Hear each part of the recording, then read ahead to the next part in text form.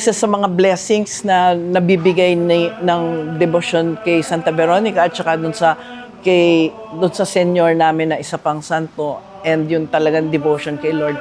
Ano man yung challenge, ano man yung mga problema na natin, hindi siya lumalalim, hindi ako or yung mga kasama ko na sa pamilya na nayayanig yung pagkatao, ganun. May acceptance, pagkatapos may opportunity to deepen your faith and hope pag may mga ganun. Yung tingin ko yun ang malaking bagay na nabibigay nung santo or devotion sa santo kasi parang na-orient ka sa tamang pagtingin at pag-tackle ng kahit anong mga dumating sa buhay mo.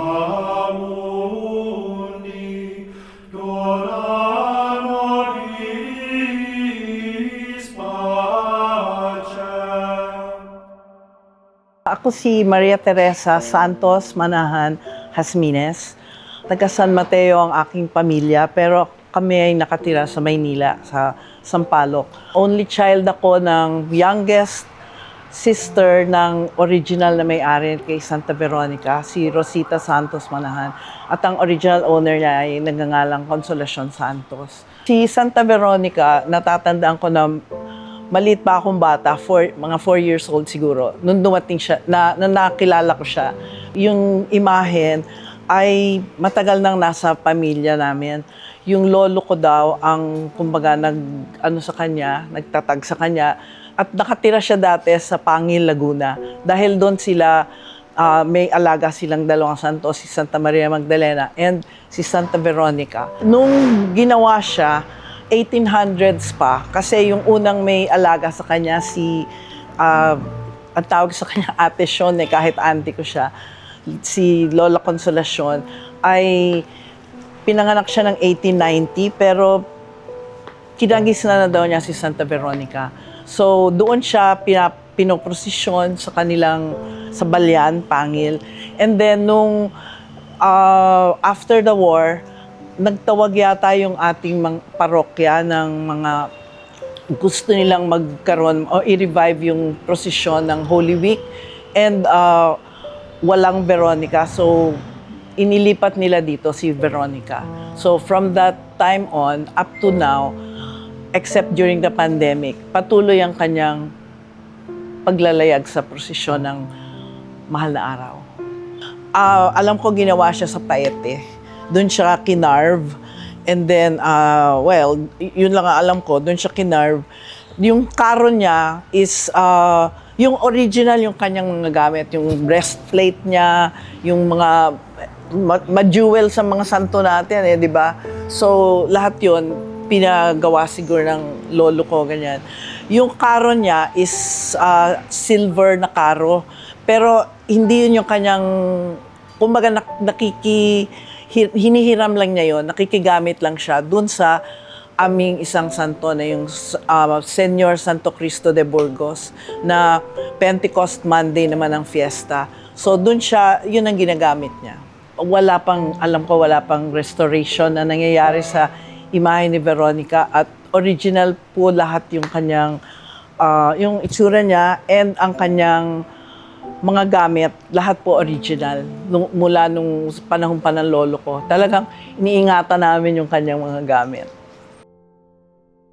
Being with Santa Veronica all these years and having her in our home and serving her through the processions, napakalaking blessing sa amin na parang very privileged ang namin and parang napapalalim niya yung pananampalataya namin at nai-inspire niya kami. Pati yung meron kasi akong mga apo na sobrang nai-inspire din sila na maliit pa sila, kilala na nila si Santa Veronica and parang by knowing her and going with her sa mga processions, parang natutuon din yung kanilang attention and focus kay God through Santa Veronica. Siyempre masaya dahil kumbaga marami kang na bibigyan ng inspirasyon, focus kasi marami talaga ding nag-devoted sa kanya. Merong mga alam ko na ang pinapangalan nila yung mga anak nila na Veronica. Tapos merong nanggagaling sa ibang lugar, sa Marikina, pupunta sila rito para makisali sa procession. Tapos ako, kahit ano na ako, 78, I'm turning 79 on Good Friday this year. Lumalakad pa ako hanggang Patiis, all the way. From Wednesdays, Good Fridays, and Salubong.